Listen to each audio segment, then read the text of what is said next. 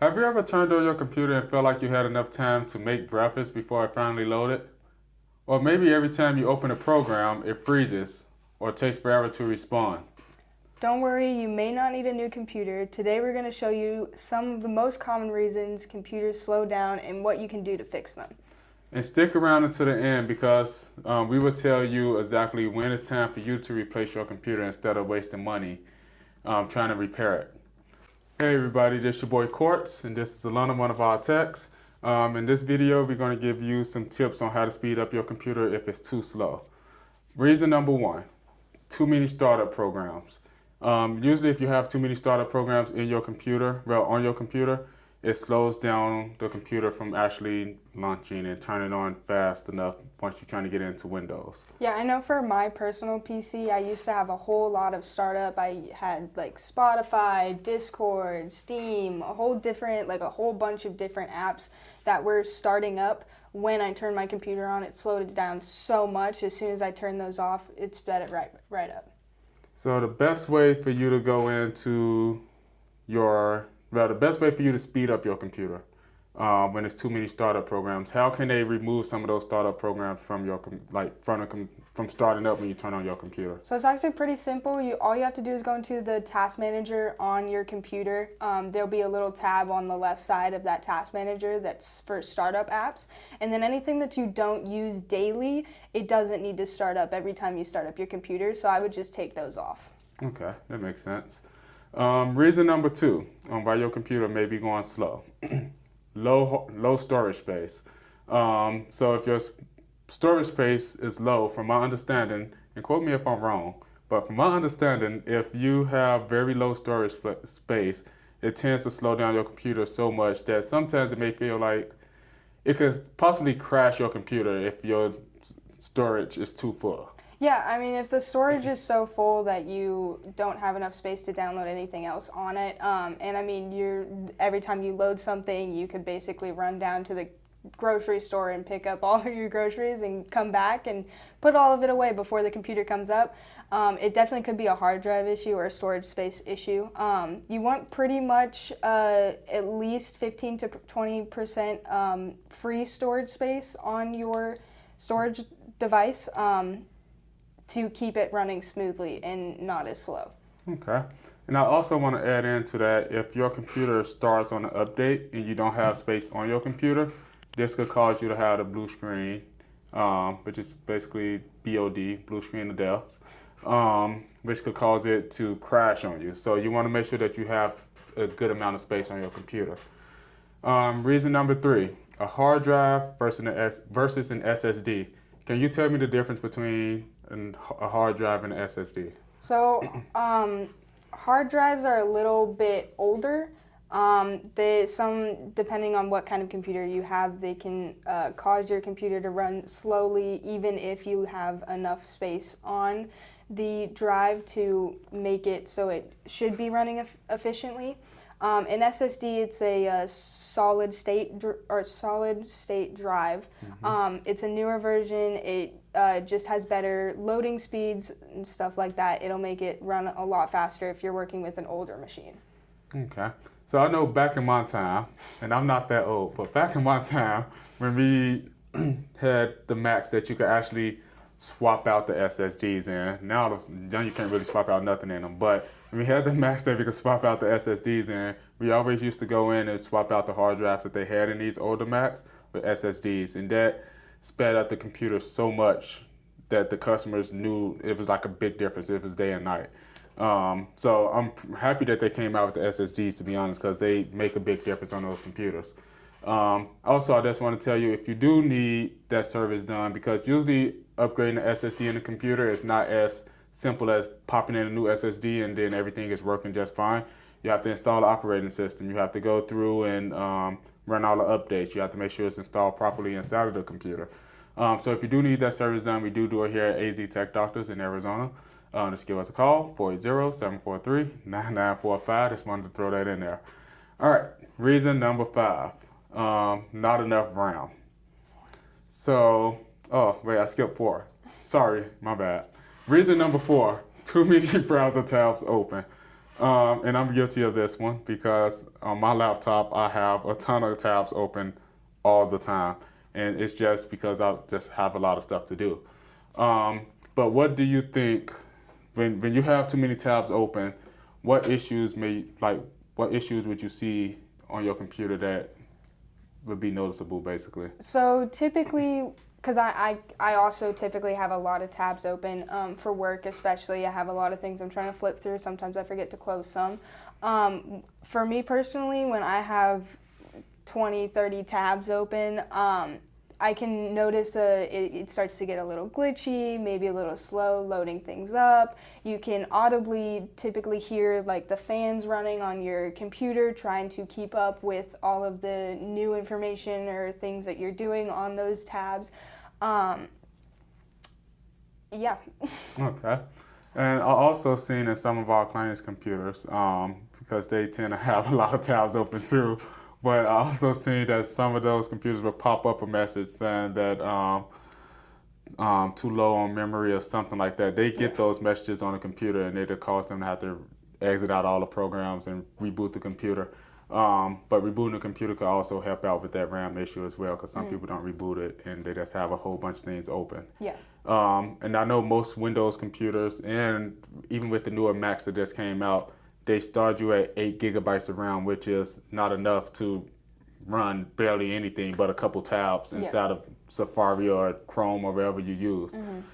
So we normally recommend how many gigabytes of RAM? 16.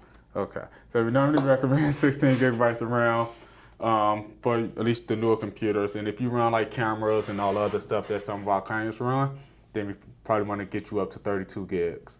But RAM it plays a big issue inside of the computer. So, and speaking of RAM, that was reason number 5. I just went ahead of myself. So we're going to skip down to reason number 6, which is malware. Sometimes your computer has a lot of malware on it that will cause it to go sluggish. Can you tell me what malware is? Because a lot of people don't know. So I've seen a lot of different types makes computers go slower. It could just be like pop-ups if you clicked on something like an extension,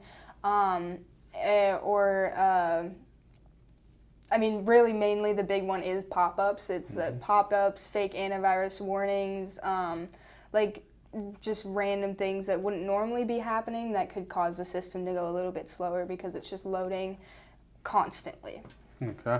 And I also want to add to that, on the side of your computer sometime in the notification center, you also get like a whole bunch of pop-ups or notifications about a lot of random stuff. That could be malware. And then sometimes on your home screen, on your desktop, you'll have a toolbar at the top that a lot of people think that it's part of the Windows or part of the operating system that's basically malware too. So normally when you bring your computer in, we'll clean up the malware, remove all the unwanted stuff that's not needed on it. So if you haven't gotten the cleanup in the last 6 months to a year, then it might be time for you to consider it, because you could have malware, you could have viruses on your computer that you don't even know that's there. Even inside of Apple computers and Macs, you can get viruses on them. I have seen inside of Macs where inside of the settings it have extensions that you have to remove, that a lot of people don't think that they had on there until I look at it like, yeah, this is a virus or this is malware. So that's a big one. So Apple do get viruses. And on a side note with that as well, even if you can't come in for a software cleanup right away, any free malware download that you can do and just run until you can get a cleanup, we do suggest you come in and do that.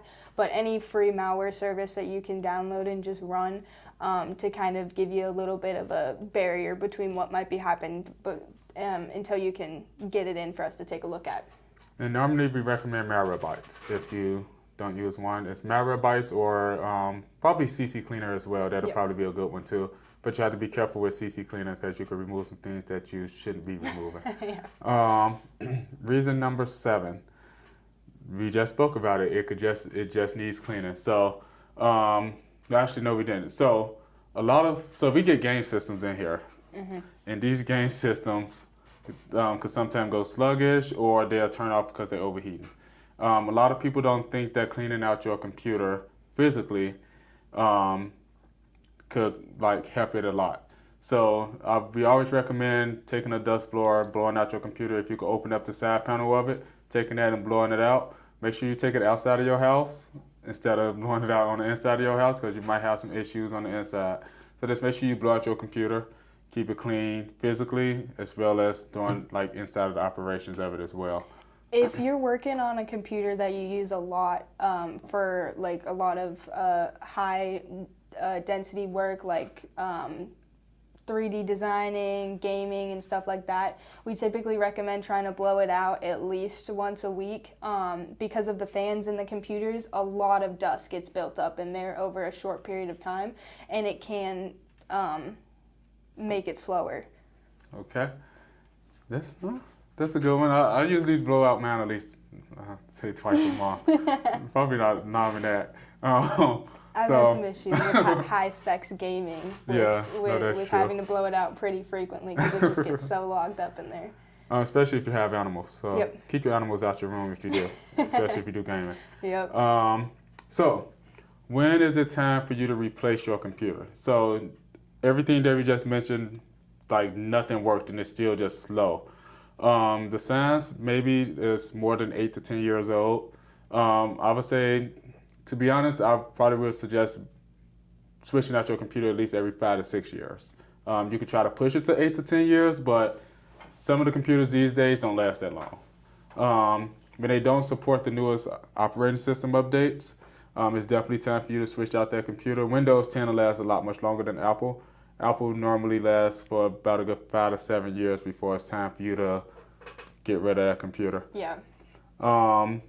If you need like multiple repairs on your computer, so let's say for instance if your motherboard was to die or your graphics card was to go bad, those are some costly repairs. So if that computer is not worth some thousands, I would probably suggest you moving away from it and buying a new one at that point. And replace parts that's needed. So if it's just a hard drive that's dying in your computer, I would suggest you just go ahead and just replacing the hard drive with a SSD or M.2. Just to keep it moving more often. You have any input on any of that? Yeah, I mean, just for like, I've also seen like a lot of pre-builds when they kind of tend to crap out a little bit. If they're, again, like 5, 6 years old, pre-built computers, you kind of sometimes have a hard time finding the exact part you need. If the part's hard to find, then it might not be as worth it to try and replace that one specific part. It might just be might just be cheaper in the long run to just replace the whole computer and get something that's a little bit more customizable for you in case anything does happen like that again. Okay. So, if your computer is running slow, you can always bring it by to AZ Tech Doctors or you can send it out to us. We do mail-in repairs as well. We are located right in Mesa off the Mesa Drive in the 60. You can also visit our website, www.aztechdoctors.com. I want to thank you for joining our YouTube show today again. Next week we will have Tanner back on with another video. I think what we're going to start doing is doing a little bit more of these type of videos instead. Just to educate you all on like some of the services that we provide, but also show you different ways to basically make sure your tech is running the way it needs to be. But I want to thank you for joining today. Of course. Thank you guys for watching today. If you like this video, please like, comment, and subscribe. Please share this video with your friends if you think this was helpful to you. Leave comments below if we missed anything. Let us know how you feel about these reasons. And that's all. Thank y'all for watching. Have a good day.